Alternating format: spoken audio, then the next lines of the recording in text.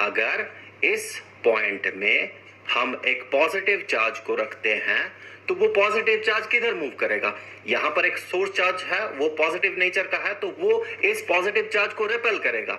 किस डायरेक्शन में रिपेल करेगा? अपने से दूर रिपेल करेगा। तो इसका जो डायरेक्शन होगा मूवमेंट का, ये होगा इस पाथ के अलोंग, जो इलेक्ट्रिक फील्ड लाइंस है उस पाथ के अलोंग। उसी तरह से यहां अगर हम एक पॉजिटिव चार्ज रखते हैं तो इसे ये वाला पॉजिटिव चार्ज रिपेल करेगा अपने से दूर, तो इसका जो डायरेक्शन होगा मूवमेंट का वो होगा अलोंग दिस पाथ, जिसे कि हम कहते हैं इलेक्ट्रिक फील्ड लाइंस। अब दूसरे फिगर में देखें, अगर हम यहां पर एक पॉजिटिव चार्ज रखेंगे तो इसका मूवमेंट का डायरेक्शन क्या होगा? यहां पर ये जो नेगेटिव चार्ज है ये इसे अट्रैक्ट करेगा, और ये अगर इसे अट्रैक्ट करता है तो ये इस डायरेक्शन में मूव करेगा और इस पाथ में मूव करेगा। ये पाथ कौन सा पाथ होगा? ये पाथ इलेक्ट्रिक फील्ड लाइंस ही होगा।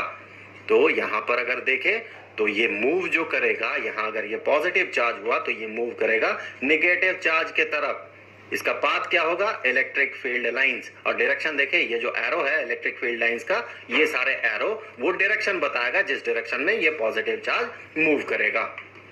तो ये तो सिंपल सिचुएशंस थे, आइसोलेटेड पॉजिटिव चार्ज और आइसोलेटेड नेगेटिव चार्ज था। अब हम क्या करते हैं, थोड़ा सा इसे फिगर को थोड़ा कॉम्प्लिकेटेड कर देते हैं, सिचुएशन को थोड़ा कॉम्प्लिकेटेड कर देते हैं, और अब हम एक सिस्टम कंसीडर करेंगे जहां पर एक पॉजिटिव चार्ज होगा और एक नेगेटिव चार्ज होगा। यहां पर देखते हैं फील्ड लाइंस कैसे बनेगा। यहां पर इलेक्ट्रिक फील्ड लाइंस कुछ ऐसा बनेगा।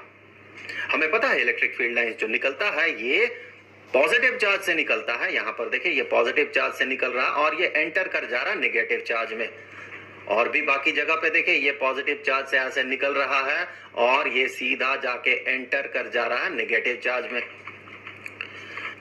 अगर आप इसके लिए थोड़ा इंट्यूशन ग्रो करना चाहे तो हम एक पॉइंट कंसीडर करते हैं। मान ले ये पॉइंट, इस पॉइंट में अगर हम एक पॉजिटिव चार्ज को रखें तो according to the rough definition of electric field lines, ये पॉजिटिव चार्ज जो मूव करेगा वो इस पाथ में मूव करेगा या फिर मूव करने का टेंडेंसी रखेगा। तो इनिशियली ये इस डायरेक्शन में मूव करेगा। ऐसा क्यों होगा? क्योंकि यहां पर देखिए ये जो पॉजिटिव चार्ज है ये इसे रिपेल करेगा अपने से दूर, कुछ ज्यादा मैग्नीट्यूड से, कुछ लार्ज मैग्नीट्यूड से, और ये जो नेगेटिव चार्ज है ये इसे अट्रैक्ट करेगा, लेकिन उसका जो मैग्नीट्यूड होगा वो बहुत कम होगा, बहुत स्मॉल मैग्नीट्यूड से अट्रैक्ट करेगा, क्योंकि ये नेगेटिव चार्ज इस पॉइंट से काफी दूर है और ये पॉजिटिव चार्ज इस पॉइंट के करीब है।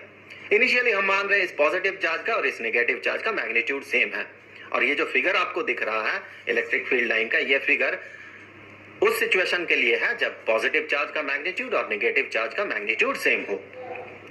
तो अब अगर ये पॉजिटिव चार्ज इस डायरेक्शन में इलेक्ट्रिक फील्ड बना है, मान ले इलेक्ट्रिक फील्ड बना रहा E1 और ये इलेक्ट्रिक फील्ड बना रहा है E2, तो जो रिजल्टेंट इलेक्ट्रिक फील्ड होगा ये इन दोनों का वेक्टर एडिशन होगा कुछ ऐसा।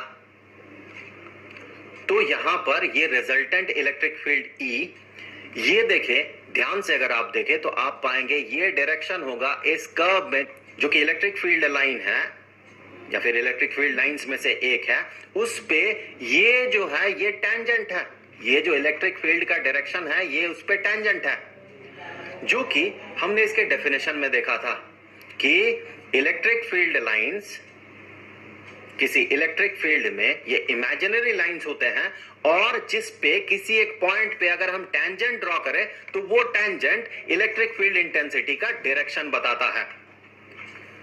तो यहां पर ये जो पॉइंट है, ये पॉइंट, इस पॉइंट में अगर आप इलेक्ट्रिक फील्ड का डायरेक्शन पता करना चाहते हैं तो इस लाइन पे इस पॉइंट से एक टेंजेंट ड्रॉ कर लें, तो वो टेंजेंट वो बताएगा इलेक्ट्रिक फील्ड का डायरेक्शन।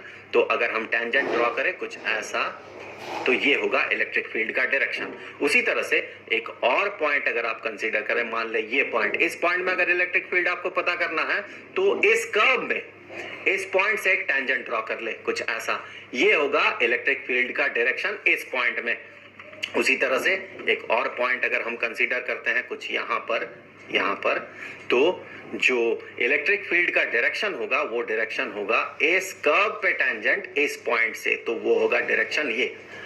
अब आप कैसे पता करेंगे कि इलेक्ट्रिक फील्ड का डायरेक्शन ये होगा या फिर एक और टेंजेंट जो पॉसिबल है, या फिर उसी को एक्सटेंड करें तो ये भी तो टेंजेंट है उस कर्व में। तो क्या ये डायरेक्शन नहीं होगा इलेक्ट्रिक फील्ड का? नहीं, ये नहीं होगा। उसके लिए देखें यहाँ पर ये जो इलेक्ट्रिक फील्ड लाइंस के साथ डायरेक्शन भी अपेंडेड है, ये सारे एरोज बता रहा है कि इलेक्ट्रिक फील्ड का डायरेक्शन किधर होगा। तो उसके हिसाब से अगर आप इस पॉइंट में इलेक्ट्रिक फील्ड इंटेंसिटी पता करें तो उसका डायरेक्शन जो होगा वो होगा, एक तो पॉसिबल डायरेक्शन ये और दूसरा पॉसिबल डायरेक्शन ये, दोनों टेंजेंट।